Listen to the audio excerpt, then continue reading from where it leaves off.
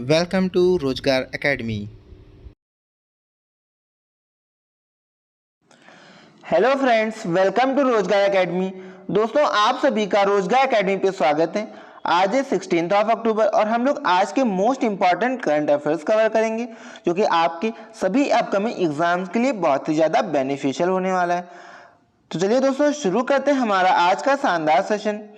हमारा पहला क्वेश्चन है, recently which footballer break the record of Pele, जो कि ब्राजील के हैं, and maintaining the position at 6th place in the international goal. आपको बताना है हाल ही में किस फुटबॉलर ने पेले ब्राजील से जो संबंधित है का रिकॉर्ड और अंतरराष्ट्रीय गोल में 6ठे स्थान पर कायम हुए। ओके दोस्तों, ये भारतीय हैं, ओके, यानी इंडियन फुटबॉलर हैं जिन्होंने अभी इनका रिकॉर्ड तोड़ा है और इंटरनेशनल गोल्स के मामले में 6th पोजीशन हासिल की है। तो दोस्तों, आपके ऑप्शन है गुरप्रीत सिंह संधू, सुब्रत पाल, सुनील छेत्री एंड अनवर अली। तो दोस्तों, आपका करेक्ट ऑप्शन है इसका ऑप्शन नंबर 3 यानी कि सुनील छेत्री जी। ओके, इन्होंने दोस्तों क्या किया, हाल ही में 6th पोजीशन हासिल की है सबसे ज्यादा गोल करने में एज अ कैप्टन के तौर पे। ओके, आई होप आप लोगों को अच्छे से क्लियर हो गया होगा। दोस्तों, ये हैं आपके सुनील छेत्री जी, जो कि आपके इंडियन टीम के कैप्टन भी है, जो कि 2006 से इंडिया टीम के कैप्टन है और इन्होंने हाल ही में 6th पोजीशन हासिल की। होगी आइए इनके बारे में और जानते हैं। दोस्तों, इनकी बात की जाए तो इनकी जो बर्थ है वो 1984। ओके, ये इंडियन प्रोफेशनल फुटबॉलर है जो कि आपके स्ट्राइकर के तौर पे टीम में खेलते हैं, एज अ कैप्टन है किसके, इंडियन सुपर लीग के कैप्टन है और साथ में जो बेंगलुरु की तरफ से खेलते हैं और इंडियन नेशनल टीम के भी हैं। ओके, यानी कि आपके दो टीम के कैप्टन हो गए। कौन कौन सी, एक तो आपकी बेंगलुरु टीम के कैप्टन है और इंडियन नेशनल टीम के भी ये कैप्टन है। ओके, आई होप आप लोगों को बहुत अच्छे से क्लियर हुआ होगा। तो दोस्तों, ये जो है आपके 2005 से इन्होंने कितने 79 गोल्स किए हैं 124 मैच में। ओके, ये उनके वो मैच है जिनमें इन्होंने कैप्टेंसी की है। ओके, इन्होंने जो भारत की रिप्रेजेंट किया है वो आपका सैफ चैंपियनशिप, जो कि अभी प्रेजेंट में चल रही है, जिसमें इन्होंने ये रिकॉर्ड बनाया है और इन्होंने जो इसको 2015 में भारत को इसकी चैंपियनशिप जितवाई और 2011 में, यानी 2 बार इन्होंने सैफ चैंपियनशिप जीती है अपने कैप्टेंसी में। ओके, उसके बाद बात करें तो यहाँ पे जो रनर अप रहे हैं 2013 में, यानी जब नेपाल से इन्होंने ये हार गए थे 2013 में और रनर अप रहे थे।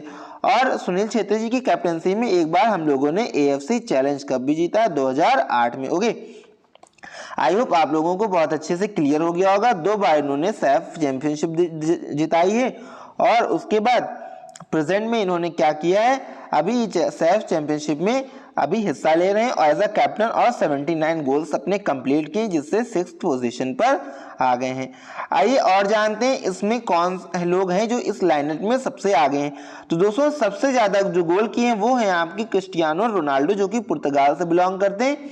182 मैचेस में 115 गोल्स इन्होंने किए हैं। ओके, जो कि फर्स्ट पोजीशन पे है और अभी भी ये खेलते हैं। ओके, यानी अभी भी ये अपनी जो है टीम के लिए अपना खेल जारी रखे हुए हैं। ओके दोस्तों, आपका जो ये पोजीशन है 2nd, 3rd और 4th, ओके, इन 3 प्लेयर्स ने आपका रिटायरमेंट ले रखा है। ओके, आई होप आप लोगों को क्लियर हुआ होगा, इन लोगों ने रिटायरमेंट ले रखा है। उसके बाद आपके 5th पे हैं लियोनल मेसी, जो कि अभी भी ये खेलते हैं, जो कि आपके 156 मैचेस में 80 गोल्स किए हुए हैं इन्होंने। ओके, जो कि 5th पोजीशन पे आते हैं। उसके बाद आपके 6th पोजीशन पे, और जो 6th पोजीशन पे 2 लोग हो गए, एक हमारे सुनील छेत्री जी की भारत से बिलोंग करते हैं और एक जाम्बिया के गॉडरिफी। ओके, तो दोस्तों ये आपके प्रेजेंट में नहीं खेलते हैं, यानी इन्होंने भी रिटायरमेंट ले लिया है। ओके, तो अगर ओवरऑल बात करें जो प्रेजेंट में जो लोग खेल रहे हैं उस सूची की बात करें तो उसमें जो है हमारे सुनील छेत्री जी 3rd नंबर पे आते हैं, ये भी आप लोग याद रखिएगा। ओके,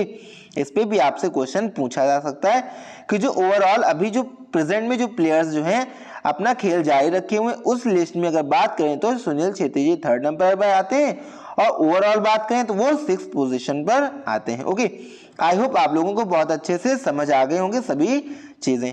तो चलिए दोस्तों आगे बढ़ते हैं, अपना अगला क्वेश्चन देखते हैं। हमारा नेक्स्ट क्वेश्चन है, recently how many defence companies PM Narendra Modi has dedicated to nation. तो आपको बताना है हाल ही में PM नरेंद्र मोदी ने कितनी रक्षा कंपनियों को राष्ट्र को समर्पित किया है। आपके ऑप्शन हैं 5, 6, 7 और 8। तो दोस्तों आपका करेक्ट ऑप्शन हो जाता है ऑप्शन नंबर 3 यानी कि 7। तो दोस्तों 7 जो है डिफेंस कंपनीज हाल ही में स्टैब्लिश की जाएंगी। ओके, जो अभी हमारे प्रधानमंत्री नरेंद्र मोदी जी ने इसका अनाउंसमेंट किया है। तो दोस्तों आप लोगों को पता ही होगा हमारी जो आप ऑर्डिनेंस फैक्ट्रीज हैं उनको क्या कर दिया गया, प्राइवेट कर दिया गया। तो उन्हीं के आपके एक तरह से बोल सकते हैं बफर जोन के तौर पे इनको स्थापित किया गया, यानी उनकी जगह पे अब ये होंगी क्योंकि वो आपकी प्राइवेटाइज्ड हो गई हैं। ओके, आई होप आप लोगों को क्लियर हो गया होगा। तो आइए जानते हैं वह कौन कौन सी कंपनीज अब स्थापित की जाएंगी जो अभी हाल ही में 7 की जानी है। आपकी पहली कंपनी है munitions India limited. Okay, second है armoured vehicles Nigam limited. Third है advanced weapons and equipment India limited. Fourth है troop comforts limited. Okay, fifth है यंत्र इंडिया लिमिटेड। और आपकी सिक्स्थ है India Optel limited. And last जो कि आपकी 7th है ग्लाइडर्स इंडिया लिमिटेड। तो दोस्तों ये 7 जो है आपकी डिफेंस कंपनीज होंगी जो हाल ही में एस्टेब्लिश की जाएंगी। ओके, आई होप आप लोगों को क्लियर हो गया होगा।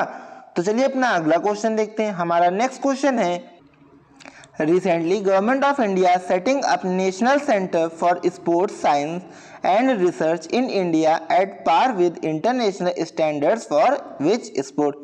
आपको बताना है हाल ही में भारत सरकार किस खेल के लिए अंतर्राष्ट्रीय मानकों के अनुरूप भारत में राष्ट्रीय खेल विज्ञान और अनुसंधान केंद्र की स्थापना करेगी। तो दोस्तों आपको बताना है किस स्पोर्ट के लिए ये किया जाएगा। आपके ऑप्शन हैं क्रिकेट, फुटबॉल, एथलीट्स और हॉकी।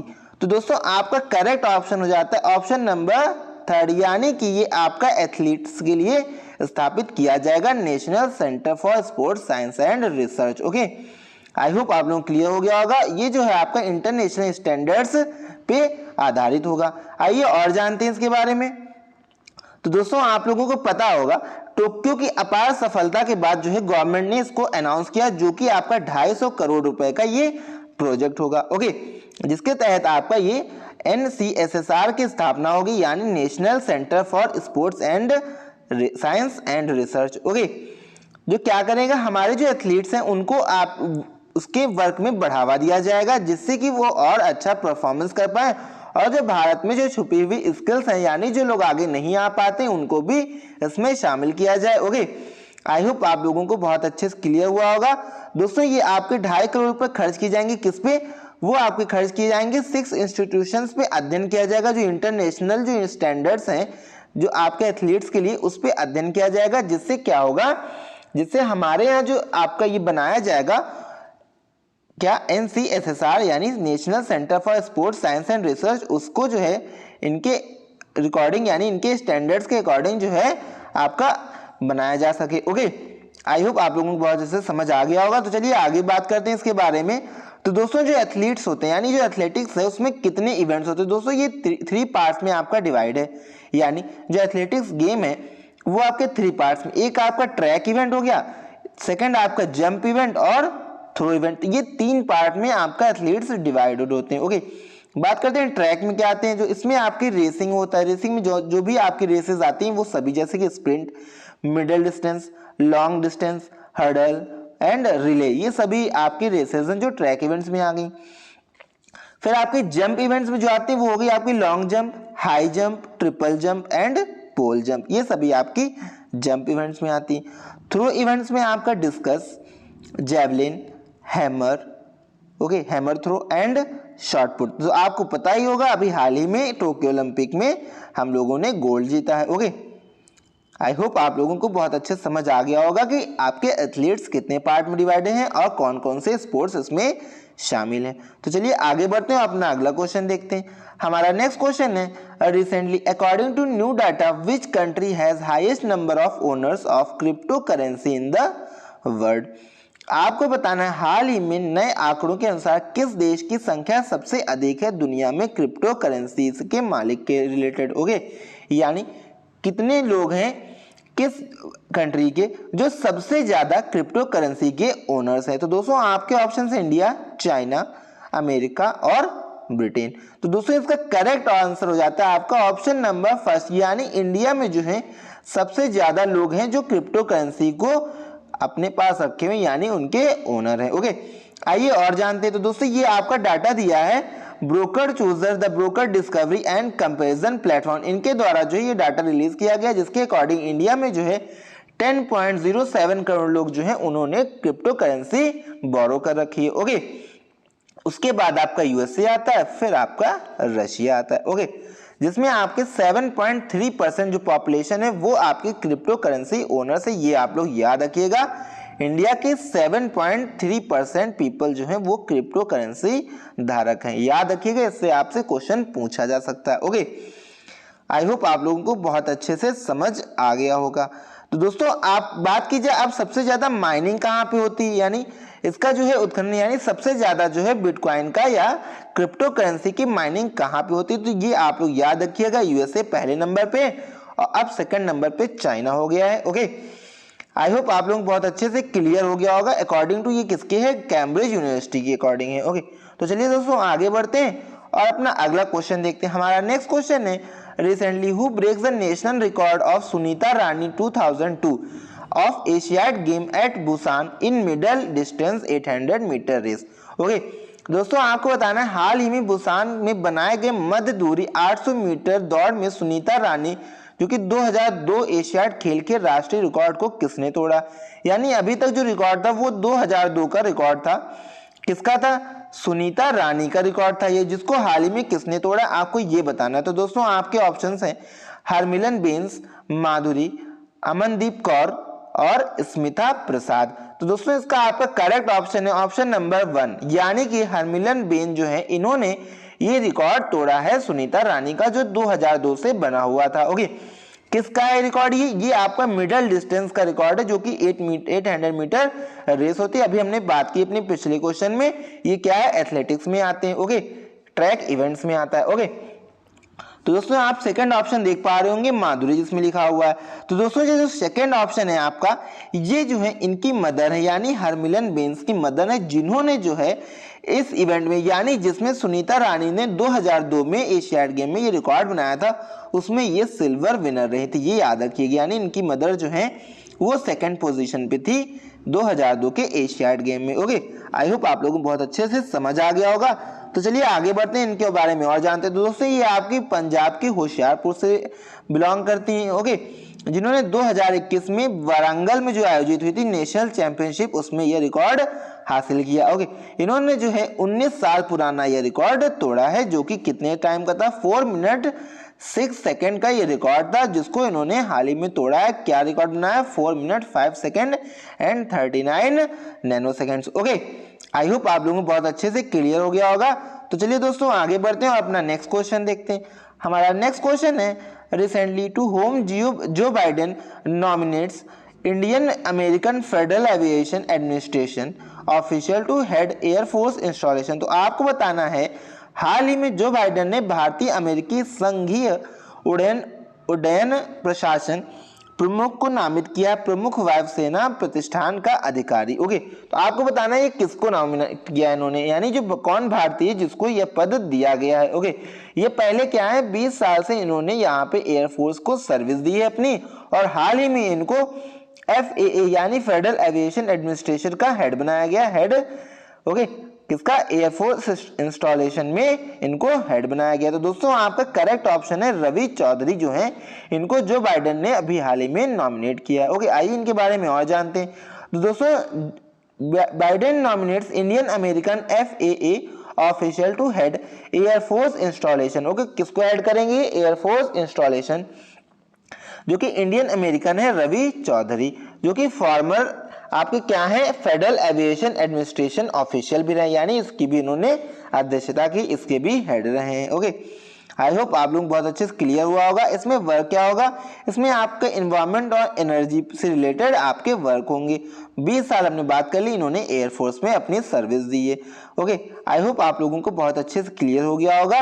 तो चलिए आगे बढ़ते हैं, अपना नेक्स्ट क्वेश्चन देखते हैं। हमारा अगला क्वेश्चन है, recently ICC joins hands with which among the following to raise awareness on mental health of children. तो आपको बताना है हाल ही में ICC ने निम्नलिखित में से किसके साथ हाथ मिलाया है बच्चों के मानसिक स्वास्थ्य पर जागरूकता के लिए। दोस्तों आपके ऑप्शन है यूनिसेफ, WHO, यूएनडीपी और रेड क्रॉस। ओके, तो दोस्तों आपका करेक्ट ऑप्शन इसका ऑप्शन नंबर फर्स्ट, यानी कि यूनिसेफ के साथ आईसीसी ने जो है हाल ही में आपका मेंटल हेल्थ फॉर चिल्ड्रन के अवेयरनेस के लिए आपका इसको बढ़ावा देने के लिए हाथ मिलाया। ओके, तो चलिए आगे बढ़ते हैं और जानते हैं इसके बारे में।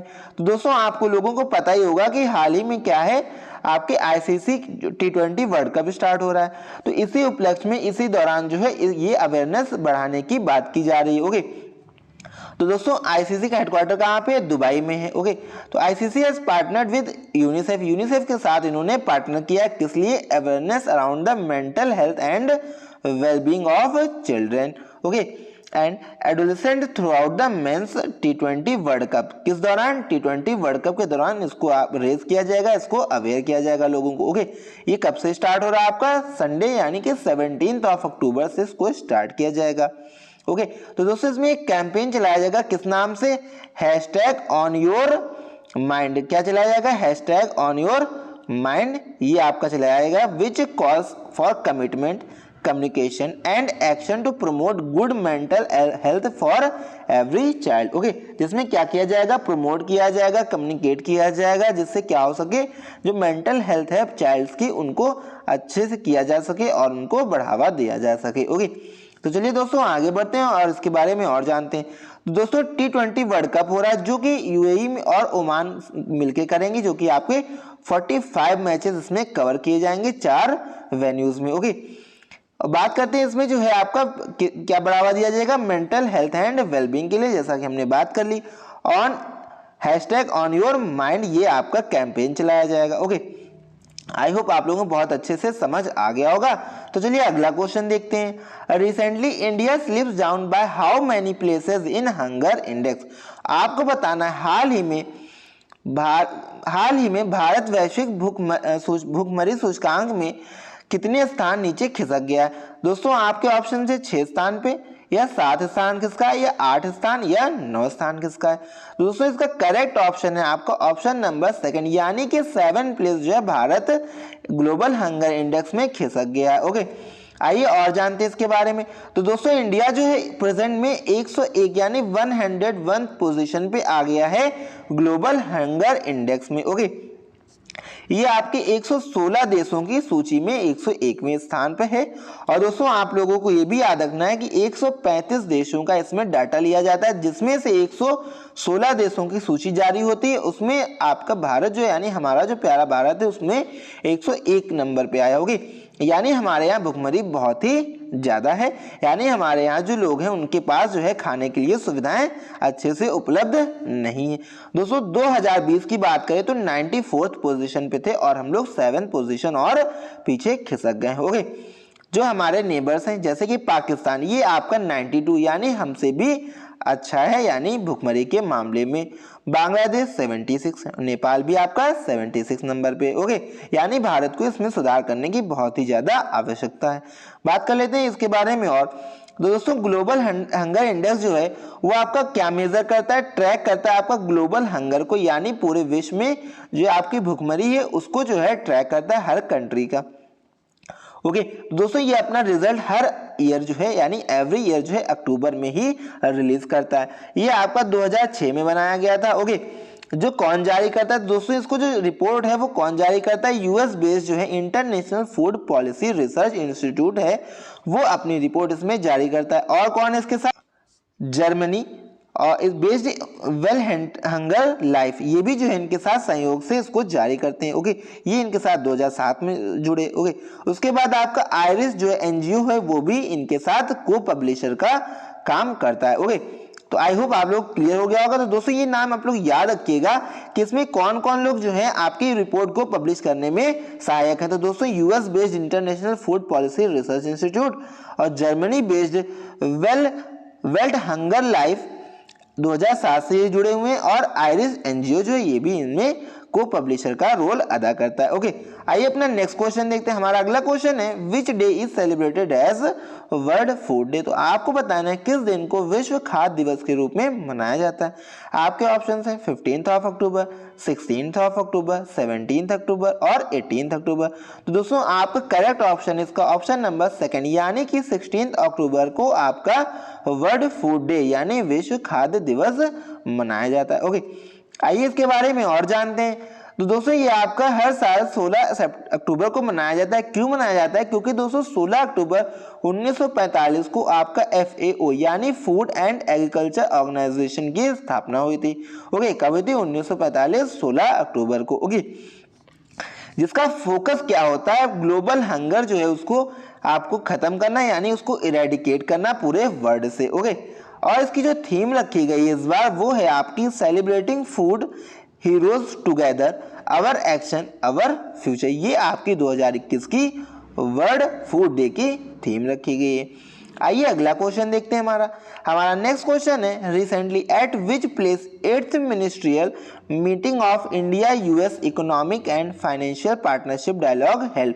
आपको बताना हाल ही में भारत अमेरिका आर्थिक और वित्तीय भागीदारी वार्ता की 8वीं मंत्री स्तरीय बैठक किस स्थान पर आयोजित हुई है। तो आपके ऑप्शन हैं दिल्ली, बेंगलोर, वाशिंगटन DC और टेक्सास। तो दोस्तों आपका करेक्ट ऑप्शन है ऑप्शन नंबर थर्ड, यानी कि वाशिंगटन DC में इसकी बैठक हो रही है, जिसमें हमारे फाइनेंस मिनिस्टर निर्मला सीतारमन जी ने पार्टिसिपेट किया। आइए और जानते हैं। तो दोस्तों वाशिंगटन DC में 15 अक्टूबर को ये मीटिंग स्टार्ट हुई। 8th मिनिस्ट्रियल मीटिंग थी, यानी ये 8वीं बैठक थी, जिसमें इंडिया US ने इकोनॉमिक और फाइनेंशियल पार्टनरशिप डायलॉग के बारे में बात की। ओके, इसमें जो आपके सब्जेक्ट यानी जो मैटर इसमें उठाए गए वो आपका जो है पहला तो एंटी मनी लॉन्ड्रिंग, यानी जो आपका पैसा जो हवाले से इधर से उधर किया जाता है। ओके, उस पर आपकी इसमें बात की गई है। ओके, यानी धन शोधन विरोधी और आतंकवाद की वित्त पोषण का मुकाबला करना जो है इसमें शामिल किया गया, यानी जो फाइनेंसिंग हो रही है टेररिज्म, यानी जो टेररिज्म बढ़ाने के लिए जो फाइनेंस हो रहा है उसको रोकना।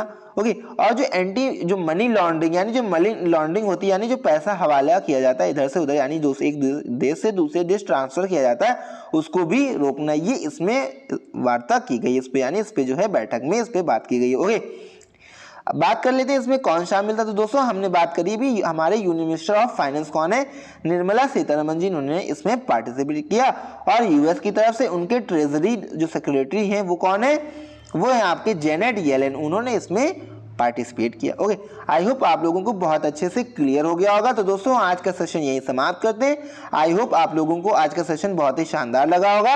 अगर आपको हमारा सेशन पसंद आया तो हमारे चैनल को लाइक करें, दोस्तों के साथ इसको शेयर करें और हमारे चैनल को सब्सक्राइब करें। तो दोस्तों गुड डे, गुड बाय।